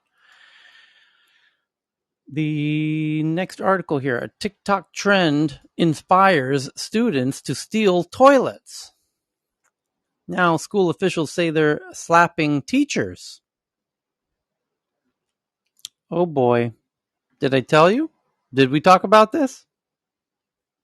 This is from MSN.com, a mainstream media in the US. 1 hour ago. For much of September, the TikTok challenge drove young people to rip soap dispensers off bathroom walls at their schools, steal random classroom items, and even remove entire toilets from their stalls. Some students have been criminally charged for partaking in the challenge, and TikTok has attempted to scrub videos and hashtags associated with the trend from its platform, but now officials say they're concerned about another new trend called Slap a Teacher, after an elementary student in Lancaster County struck a teacher's head from behind. According to the school district, this type of behavior, just like theft and destruction of property, is not a prank, a district official said on Friday. It's criminal behavior. In Springfield, Missouri, another teacher was slapped as part of the challenge. KYTV reported Tuesday. 3 days after Lancaster County School District reminded students that they could be expelled for assaulting teachers and staff, a politician in another state blamed TikTok for allowing the dangerous trends to emerge and spread on its platform. Here's the quote: TikTok fails to control the spread of dangerous content. Connecticut Attorney General William Tong, Democrat, said in a tweet on Monday, I am urging TikTok to come to Connecticut to meet with educators and parents and commit to reforms to stop this reckless content. TikTok did not immediately respond to emailed questions from the Washington Post. Earlier Wednesday, the latest challenge encouraging violence against teachers coincides with the federal push to investigate threats educators are facing on the job. It's a good thing Chris isn't here to hear this. Yeah, that's right. The latest Garland asks FBI to address recent disturbing spike in threats against educators. Internet challenges are not limited to TikTok. Before the video app exploded in popularity over the past several years, young people recorded themselves wandering outside of their homes, blindfolded, swallowing laundry detergent pods, and lighting themselves on fire, all for social media clout. But TikTok, now one of the most used and downloaded apps with about 1 million monthly active users, has become home to some of the most viral and dangerous challenges. Multiple children have died this year after attempting the blackout challenge. A 15-year-old girl died in August 2020 after taking an excessive amount of over-the-counter allergy medicine in the Benadryl challenge. So people are dying on TikTok. Right, but Facebook makes young ladies report that they think Instagram makes them feel negative about their self-body image, which professional researchers say that's idiotic, amateurish research. That's not how research works. You don't ask the subject how they think something makes them feel. That's not how science works. But didn't Facebook, isn't this Facebook's research that you're referring to? Yes. So, I mean, you're I'm accusing Instagram of being a social media network, not a researcher, not a professional scientist. right, but they're using it to justify the fact that most teens don't get hurt. Correct. And that it was taken out of context. Correct. My understanding is one of the samples was like 40. So it's ridiculous on its face. Correct. You can't And I draw guess it would be errant to really draw any conclusions.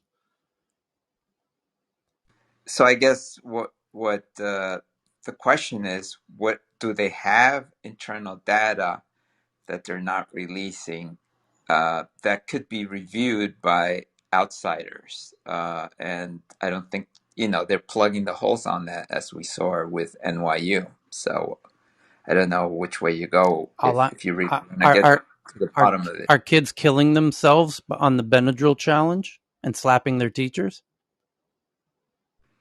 No, it's bad. I mean, they should pay it. They should have a hearing on that. Definitely. I'm talking about what's happening on TikTok, where right. a government is intentionally weaponizing their social media platform in the U.S. as was done on Facebook, and Facebook reported it.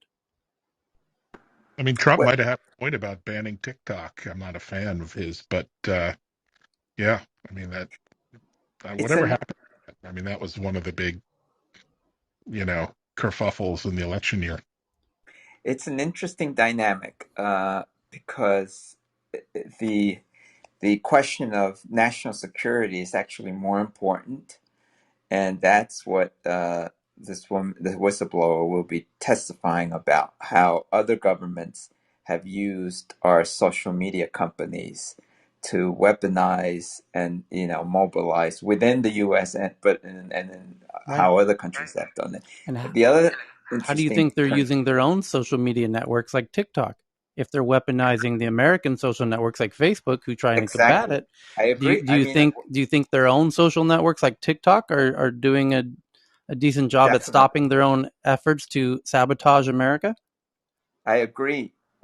What needs to be done is they really have to clamp down on the ownership of TikTok. Wasn't there someone who's more knowledgeable about this than I? Wasn't there some effort to transfer ownership so that they could operate in the US or some sort of discussion about that?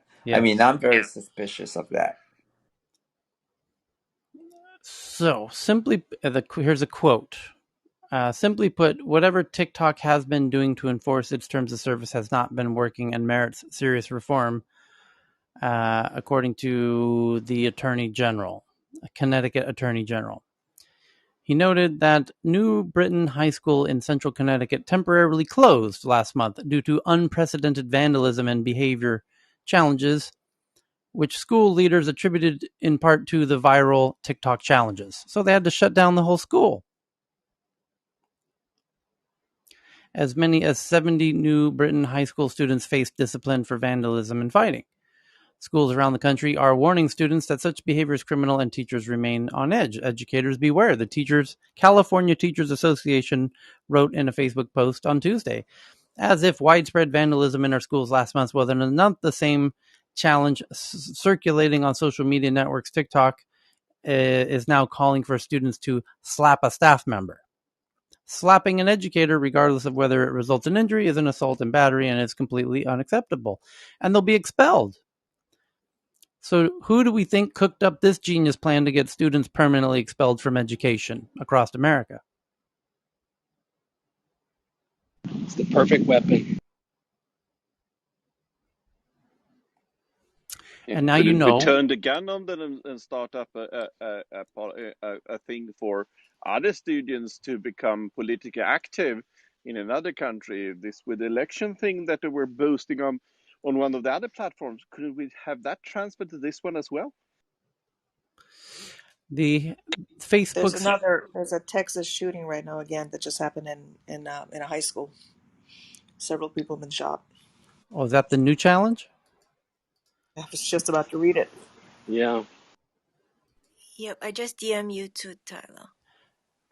So that when Facebook had a Senate hearing about a week ago, you remember this, before the whistleblower, Facebook was called into the Senate hearing over this charge about the Wall Street Journal article about Instagram. And I forget the name of the Facebook representative who spoke there. I'm trying to find her testimony because she made a interesting, geniusly subtle point to say, we look forward to cooperating with all the Senate investigations, which hopefully will include other social media platforms, because she knows very well that what's happening on TikTok makes what's happening on Facebook look very mild in comparison. I don't know how intentional the TikTok challenges are from China's perspective. But what I do know from working with kind of social determinants of health and those kinds of things in Sweden, what police and researchers say is violence is a culture, and you can gain violence. It's they research it just as they would research uh, a infectious disease. So it starts in one area and it spreads. Um, it's hard to wash off. So teaching kids to take the first leap, don't know how intentional it is, but if you can get a kid out to be expelled, you know, chances are that that specific child is on a kind of a really dangerous route. You kind of turbo boost them into a route that will create mayhem in their community. So that's just kind of one perspective around this. But again, I have no idea how intentional all this is, but it's a little worrying. I think the And name was Antigone Davis from Facebook who testified. That's right. Thank you. Could you spell the name for me again, please? Antigone, Yeah, I got it. Antigone Yes. Davis. Thank you. and Flock's point, it sets up a situation where kids are affected. Kids who pull these pranks and get in trouble are essentially tracked and set on an antagonist relationship with authority. And this is the same problem that we have with recidivism of people who are, because they are given fewer and fewer options to be properly integrated. And it's just awful. Tyler, could this possibly be, a possible leeway into like the social credit system that China is implementing? That that we need to, anyone that does anything bad, credit goes down. Especially if you're young, you're gonna have problems in your future. If you do good, it's gonna be, the reverse. So I mean, this could lead into why someone would invite or request that to happen in their own societies. The other thing that's happening, if I remember correctly, in New York City where I live, is that a lot of the disputes that before you used to get into arguments in school are happening over social media. And so it escalates. And I think there's been a significant amount of violence as a result of that going back and forth. So I also wonder, as people were isolated, and they were communicating more on social media during the COVID lockdown, how that had an impact in changing that dynamic that we've seen throughout the U.S. of greater violence. Just a thought. Morris, from a from a perspective of a New Yorker, we never needed social media to get crazy on each other from the past either. Just being funny, not Well, funny. well, that's not true because I mean we were I know we're rough with each other, but the crime was going down. It was remarkably relatively peaceful. Actually, we hadn't seen this level of violence since the early '60s, and we were the safest big city. Um, and much safer than other mid-sized cities. So it was actually an incredible job. When you think about it, 8 million people in this city, and there was very little relative violence when you look at the statistics. And most people who were violent knew each other. So you were pretty safe. I know the history of the early 90s where what was really freaking people out is when it shot up to 2,000 people is that it started to get random. It didn't go. It wasn't just in the supposedly bad neighborhoods, but there were shootings all over the place, and that's how what instigated what pushed people to make a change. And I think hopefully we can go back to the safety we had before the pandemic. Okay, so the next article is from foreignpolicy.com. It says Big Tech embraces new Cold War nationalism. China's rise has pushed Silicon Valley away from the values it once claimed it had. Last month, the CEOs of Google, Apple, Facebook, and Amazon were hauled before the U.S. Congress to be interrogated about their company's monopolistic power. While Democrats relentlessly grilled the four CEOs over their breach of antitrust laws, Republicans were just as interested in questioning their national loyalty and asking whether they had ties to the Chinese military. At the hearing, Republican Representative Ken Buck accused Google of declining to work with the U.S. Defense Department while falsely claiming that the company collaborated with the Chinese military. In response, Google CEO Sundar Pichai fought nationalism with patriotism, stating that Google was in fact proud to support the U.S. government and boasted that they had recently signed a big project with the Department of Defense. Coming from Pichai, the immigrant CEO of a company known for its progressive values, boasting of Google's collaboration with the Pentagon might seem like a defensive response to being called treasonous, but Google's commitment to the military had long preceded this moment. The company's former CEO, Eric Schmidt, had long advocated for deepening ties with the Pentagon and now serves as a chairman of the Defense Innovation Board, an initiative to transfer technological innovation from Silicon Valley to the U.S. military. Google's far from alone. Late last year, Microsoft won $10 billion contract with the Pentagon. Underpinning this new affinity for the U.S. government is a widespread anxiety that the rise of China's tech industry may spell the end of Silicon Valley's dominance. In the past year, the tech investor Peter Thiel and Eric Schmidt himself both wrote New York Times op-eds with the same warning. Silicon Valley must start working with the Pentagon or else China will win.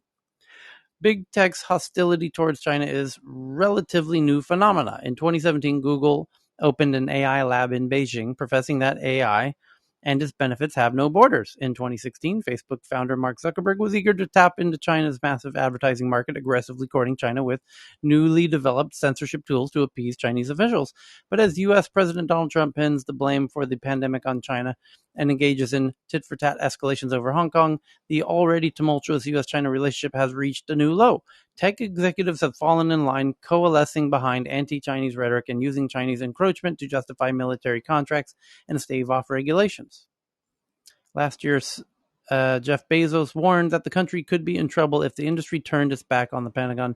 Zuckerberg, just 3 years after courting China with censorship tools, urged U.S. lawmakers to stop trying to regulate Facebook's new digital currency, Libra. Otherwise, the spreading of America's democratic values and oversight around the world through financial leadership would be at risk. So Zuck is pointing out that we need a digital currency because China has one, and so the U.S. better do something, and they might as well back Facebook. Interesting point there. The next one is from Kara Swisher in the New York Times. The crackdown in China is a hot mess, and it's coming for us. But whoever sent this in, this is a slightly older article from a couple months ago, July 20th. But she says on one topic at least, Mark Zuckerberg was right. 3 years ago in an interview between Zuckerberg and Kara Swisher, while attempting to dodge questions about the growing misinformation issues on Facebook, he shifted the conversation to growing dangers from China across the digital landscape.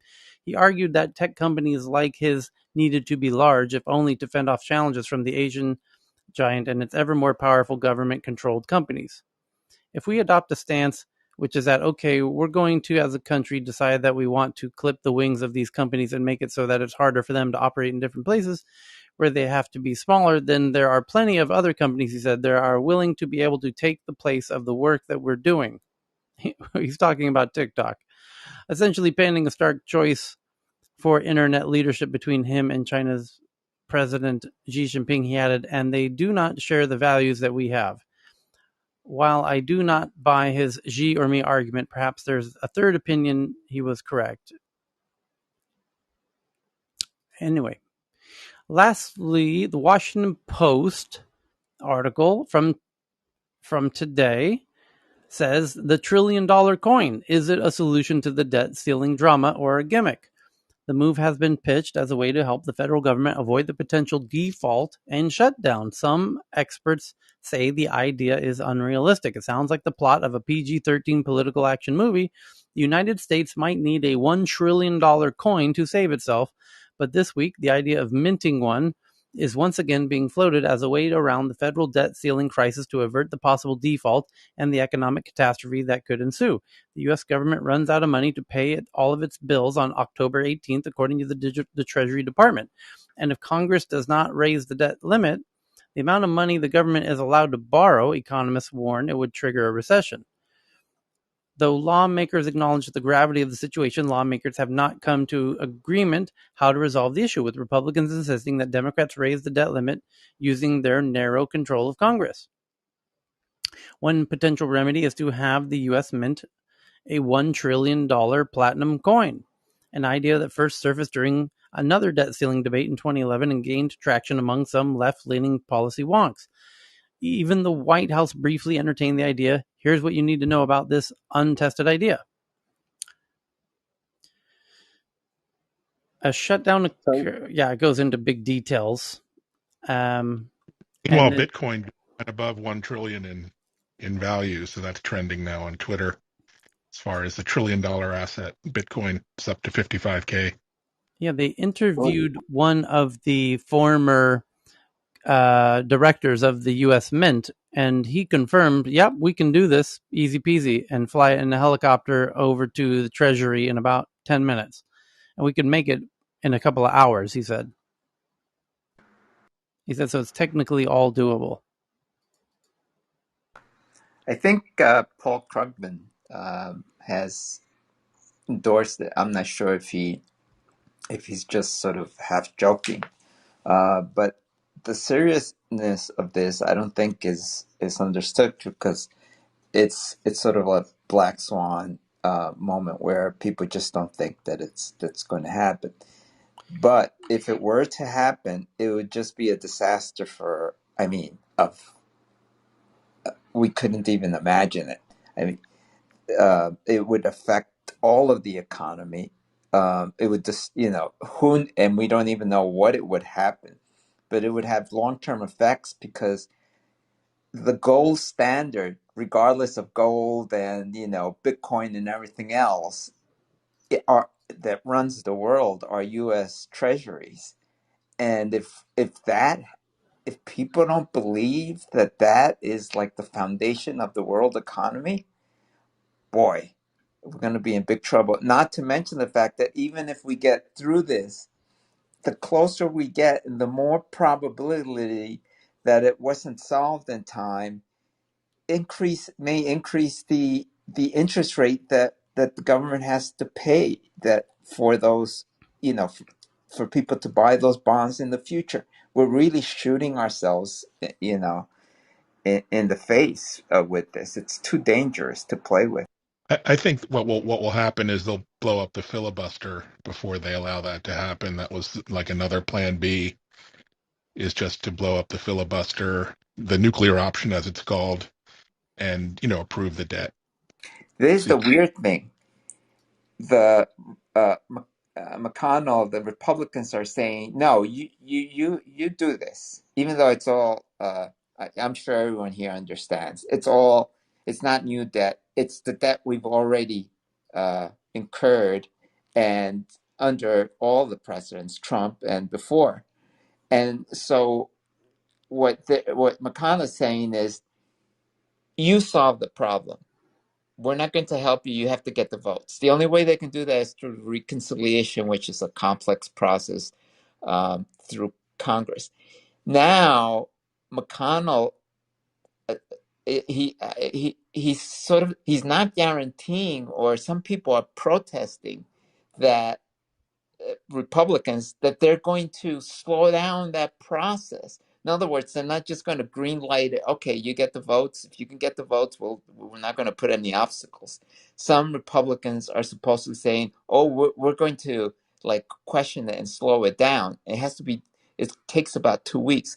And so, what's I think McConnell said this morning was that he would make sure that it does get the green light, because he's worried, as you just said, Evan, that if he doesn't do that, that the Democrats' only option would be the killing the filibuster.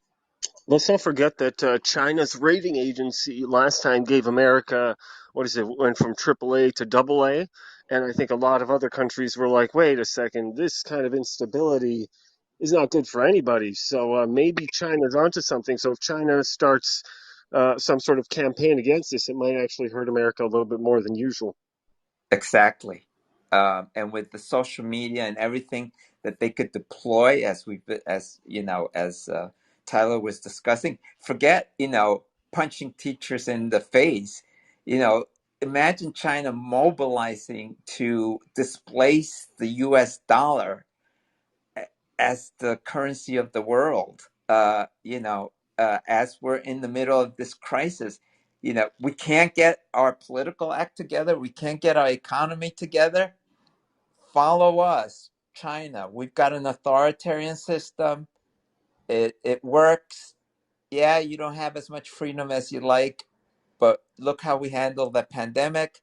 Look how we handle dissent within here, so we can let our companies operate and make incredible amount of progress.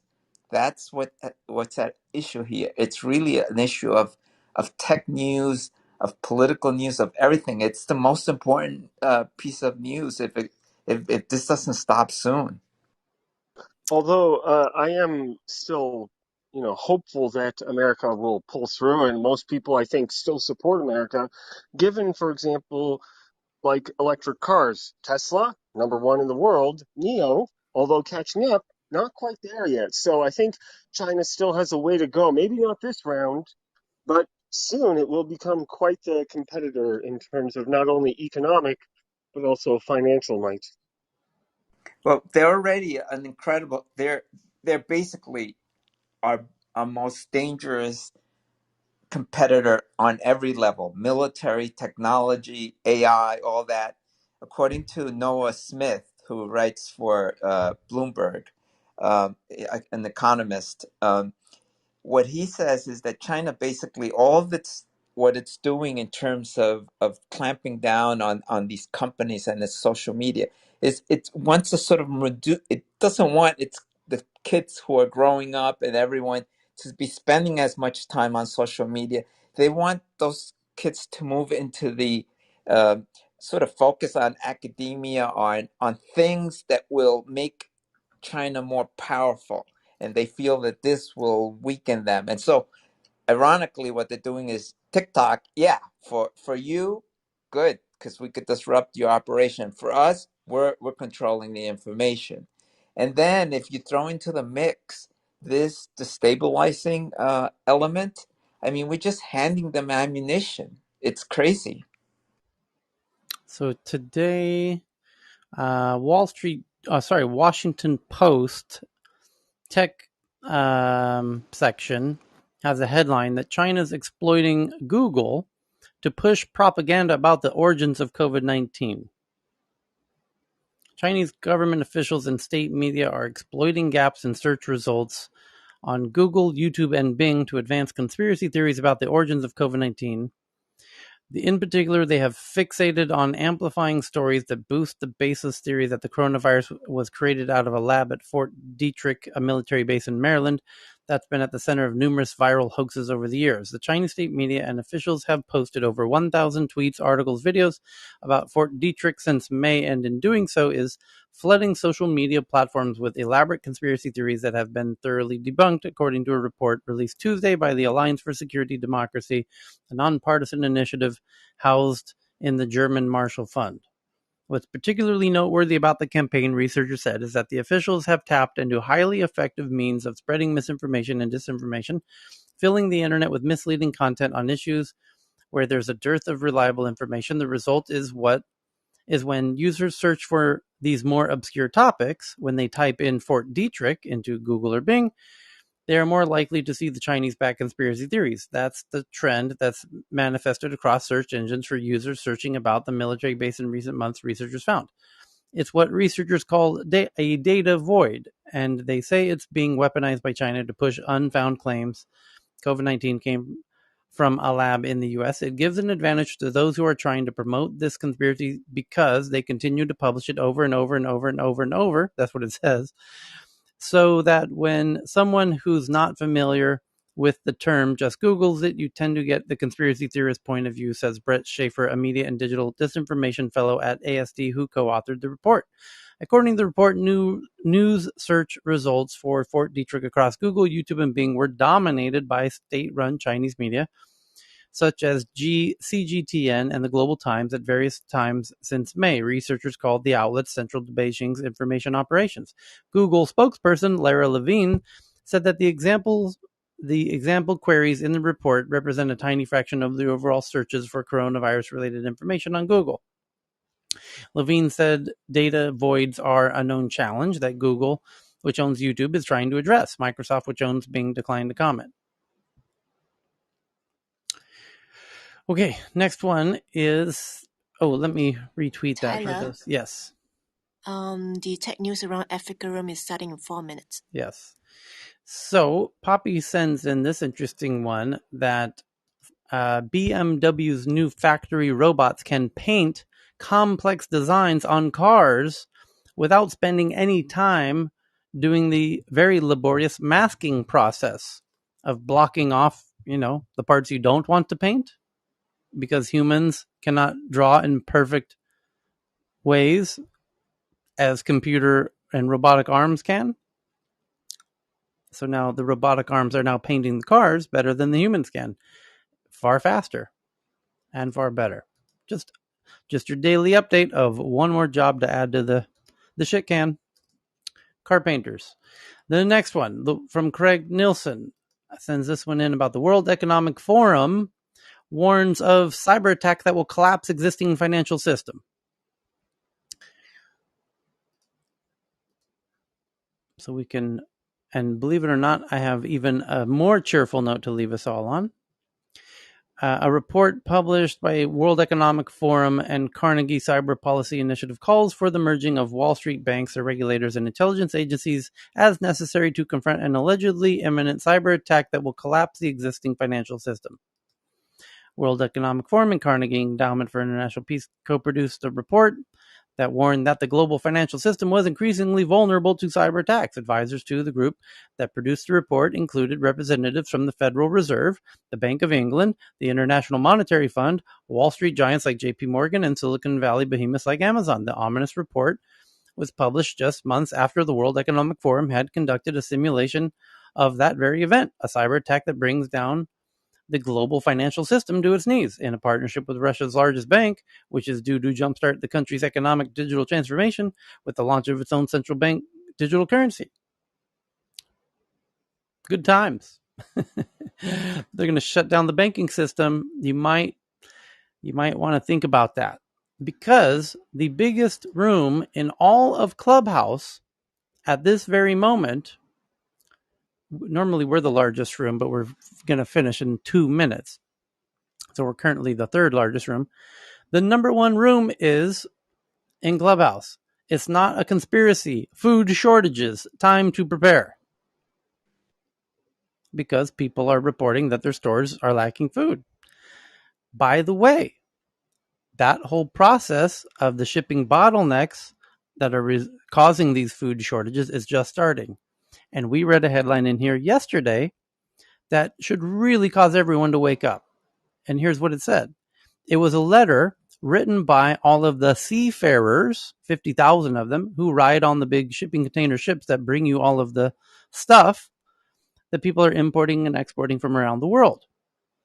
And they wrote a letter to all of the world's leaders at the UN General Assembly, warning them that shit's about to get real, y'all, because we're about to quit, because we traditionally, historically, work on short-term contracts because we know how long the boat's going to be going for. Across the Atlantic, that's 6 weeks. Across the Pacific, that's 5 weeks. Great. I can book a bunch of different contracts with a bunch of different boats. But now that boats are being stuck off in the oceans, off of ports for many months, as if they're on a floating prison, and then they're missing their children's graduations and birthdays and anniversaries and everything else. And here comes Christmas. And they said, hell no, we're not going to sit on Christmas on a fucking boat off the coast of, Pakistan. So no, thank you. We're quitting. So guess Tyler, what? You I think live. this food shortage is bad now? You have seen nothing yet. You've not seen 1% of it. Netta? I was just going to say, I live right, I'm right by the Bosphorus. So every day I look at, and for the past few years, I see these ships literally just coming and going daily in front of my eyes. I have noticeably seen much less numbers and much less movement than usual. So, I mean, I'm seeing it in front of my eyes. And at this point, I recognize the ships that pass by and, the names and, who's coming in empty, who's going out. I mean, and it's just, I'm totally noticing it right now in front of my eyes right now. Okay. Nada, I was in near Bosporus on Saturday having dinner there. Wow, Professor didn't know. Asif, you should have let me know. I'm here. Next time you come, Yeah, I'm I didn't here. know that. If I'd known, I would. Yep, I'm right here. So on the super, let's leave on a really positive note here. This last one's from Reuters, that the UN Weather Agency warns of water crisis without urgent reforms. Global water resource management is fragmented and inadequate, and countries should urgently adopt reforms to ramp up financing and boost cooperation on emergency warning systems ahead of the looming water crisis, the UN Weather Agency said on Tuesday. That's today, according to Reuters. Climate change is expected to increase water-related hazards such as droughts and floods, while the number of people living with water stress is expected to soar due to growing scarcity and population growth, the report warned. We need to wake up to the looming water crisis, says Petteri Talas, Secretary General of the United Nations World Meteorological Organization. The State of Climate Services 2021 Water, a collaboration between the WMO, international organizations, development agencies, and scientific institutions, estimates that the number of people with inadequate access to water will top 5 billion by 2050.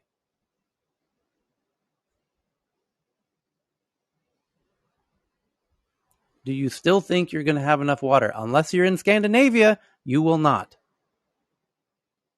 Or if you're in Wales. There are multiple technologies that can change this and also make an impact on climate change to avoid this. Let's get working. Let's get cracking. I am. Can I make a quick plug? Yeah. So tonight at 6 p.m. Pacific time, I'm holding a room in Small Steps and Giant Leaps on the idea of putting something between the Earth and the Sun at Lagrange point 1, where the gravitational fields roughly cancel, to block off just enough sunlight to counterbalance the additional heating due to radiative forcing due to greenhouse gases. And this is absolutely not a solution to climate change, but it is a clutch play to buy us time, along with other things that are along the lines of solar radiation management, to buy us time until we can get it together and scale up the important things that we know we need to do, like getting onto renewable energy completely and scaling up carbon dioxide removal from the atmosphere and from the ocean, so that we are not in this predicament. Interesting. Awesome. Alan, Yes, sir. on And so, the note of I think I've mentioned it to you before. So I discovered just recently that 71% of the global emission is produced by the 100 biggest companies in the world. Well, So it's more the like half question or by is, the top 10. Yeah. There's yeah. a, So yes. we're all doing our bit of separating up plastic and Yeah, no, paper but and this is a non. faulty line of thinking because those companies are just power companies that provide your power grids in your country. The top one is a large Chinese company and a big Russian company and a big Saudi Arabian company and a big American company. They're just providing power to your grids. So you have to lower they're not themselves just spitting it into the air for no reason. So just to finish the point that I poor marketing skills, the link to that room should be at the bottom of my profile. Yeah, but Yeah, you're please right follow Ethan. that it's a handful of these massive power companies that are contributing the most CO2. But I mean, it's 100 companies. That's yep. what Well, I've no, it's tweeted worse it than out. that. It was It's an that you can article. take the top 10 are 50% of all climate emissions. 10 companies. But they're doing it for a very good reason because you're asking for them to give you power for your house. AC.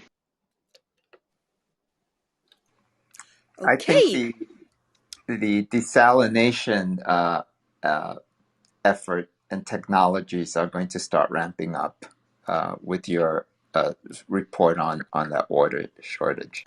I've been screaming the water shortage thing, as everyone who's been here from the beginning knows. From the beginning, that it's called water stress, and it's great to see that stat was in Reuters today from the UN because I've said exactly that stat 3, 4, or 5 months ago in this room about the growing water stress rates.